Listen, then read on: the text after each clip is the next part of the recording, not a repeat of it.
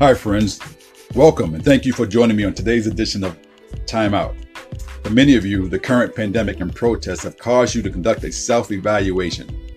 Perhaps you have been laid off or furloughed from your job, and you are now pondering, what are my next steps? Do I look for another job, which in this economy is going to be a tall task? Or is this the time to commit to discovering and using your true talents and gifts? Let me ask you, have you ever conducted an inventory of your talents? If you haven't, at the conclusion of the broadcast, I strongly urge you to do so. When I first began this ministry, one of my first workshops was focused and centered on helping people discover their purpose in life. I would lead them in a series of exercises in the three areas that helped me discover and walk in my purpose. See, up until that point, I mastered the art of, like many of you, of just surviving. I was willing to settle for a mediocre existence, while that little voice inside of me kept reminding me there was so much more that I could be doing. You see, I truly believe there are people in this world who are waiting for you to share your gifts and talents. And over the next 3 weeks, I'm going to discuss each of the three tiers that make up what I call the TPC principles and how they change my life and hopefully will impact yours. Let me also say this, that I will be using the word talent and gift interchangeably throughout the broadcast, just so you're not confused. Let's jump right into it. So the first layer of the TPC principles is the word talent. Now, the definition of talent, according to the dictionary, is talent is a special natural ability to do something well, or people who have this ability. Let me read that again. Talent is a special natural ability to do something well, or people who have this ability. And in the Bible, it tells us exactly what our talents are meant to do and what they're to be used for. In 1 Peter 4:10, it reads, "Each of you should use whatever gifts you have received to serve others, as faithful stewards of God's grace in its various forms." Let me say that again. In 1 Peter 4:10, it reads, "Each of you should use whatever gift you have received to serve others." That's the key. As faithful stewards of God's grace in its various forms. Another scripture that a good friend of mine, a good pastor friend of mine would use when he and I would have our sessions when I was going through a rough time in my life, he would always conclude our sessions with this scripture, and I'll never forget it. And it comes from Proverbs 18:16. "A man's gift makes room for him and brings him before great men." For some reason, he would always use that as our concluding scripture before our sessions as we ended. And I would never quite understand why he was using that scripture and what he meant by it until months later when I got the concept that he was saying that despite how things looked at that moment, God has already put gifts and talents inside of me that were going to create my next opportunity. And he was absolutely on point. Let me pause here to say this too. Discovering your talent is only half the job. It's not enough. Like skills, which I'm going to talk about in a minute, you have to work on developing your talents so that they can be maximized and used, as 1 Peter reminds us, to serve others. Your gifts were never meant to be hoarded or self-contained. They are always meant to be shared, and that is how you will feel and be fulfilled. So how do people get tripped up? One of the areas that people get tripped up in sharing their gifts and talent is differentiating between talent and skills.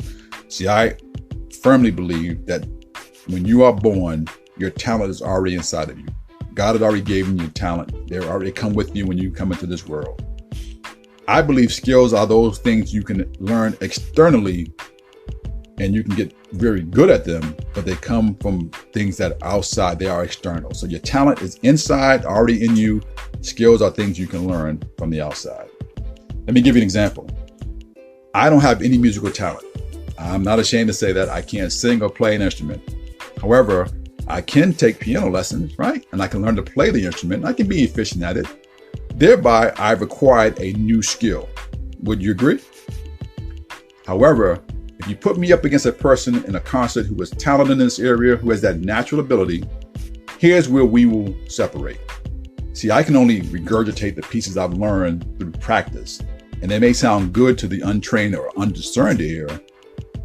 However, the person who was talented will take that same piano and make the pieces come to life. It's as if the piano is singing the actual notes. They are in harmony and on one accord. It is this characteristic that separates great musicians and singers from good musicians and singers. Now, more about skills. Skills are important and they are essential for success, so I don't want to downplay them. However, they are not a substitute for your talents and gift. They are meant to complement them. Should I say that again? Sure. Skills are important and essential for success. However, they are not a substitute for your talent and gift. They are meant to complement them. So for many of you, like me, you've survived on your skills. They've helped you make a good living. You've provided for your family. You've been able to take those nice vacations once in a while. And you have all the trappings of what appears to be success. The problem is that many of you will settle for mediocrity and suppress your true talents. And you go to a job every day or an occupation that you really don't enjoy. Why? Because you have the skills to get the job done. I know this from my own experience. I know what settling looks like. When I first got out of college, I obtained a job in corporate America in the accounting department. Now, my skills fit the description of what the job was looking for, and it got me hired. And I could do the job. I was very good at it. I was very efficient. I was fast, timely. I could process things. I could type. I could enter data real quick. So my skills made me efficient in the job. The problem was I hated going to work every day. It wasn't because I didn't like my supervisor or I had a problem with any of my coworkers. It was that I was doing work that I didn't enjoy. It wasn't fulfilling. Every day I left empty, thinking I didn't make a difference today. Now, the problem that compounds this settling is that there will always be a nagging feeling deep in your core that something is missing. There's that voice that will tell you, I could and should be doing more. You can suppress it, and some of you have done it for years, but it will continuously resurface. And that's what was happening to me in corporate America. Every day, day in and day out, I was suppressing of how I really felt because I was just settling for doing a job that my skills helped me get through, but I wasn't using my talent. I was literally sitting on my talents and gifts. It wasn't until I began volunteering in my community on the weekends that I felt alive. Why? Because it was there and during that event and platform that I was able to share my true gifts and talents. And I would often think, if I could do this full time and get paid for it, that would be the epitome of success. See, the reason I was willing to settle for working a corporate job, even though I was miserable, is the same reason some of you who are listening to me right now settle. I was looking for security. See, I couldn't see how sharing my true talents, which brought me joy and made me feel alive, would provide for me and my family. And that is a common trap, one that takes courage, strength, and vision to escape. What are some of the other stumbling blocks that will keep you from sharing your talents? Well, I just talked about one, which was security, which in other words is wrapped up in fear. Another one is perception. When you make the decision it's time to use your gifts and share them with the world, immediately you will notice there's an abundance of people who have the same talent as you. Some of them are more famous, they're more polished, they have the connections, they appear confident, and so on. What I discovered was that these were major barriers that formulate in your mind based on perception. This is part of negative and self-defeating mindsets that is essential for you to overcome. I had the same mindset before I wrote my first book. I convinced myself that I was not a writer. I didn't major in English or literature in college. Who wants to hear from me?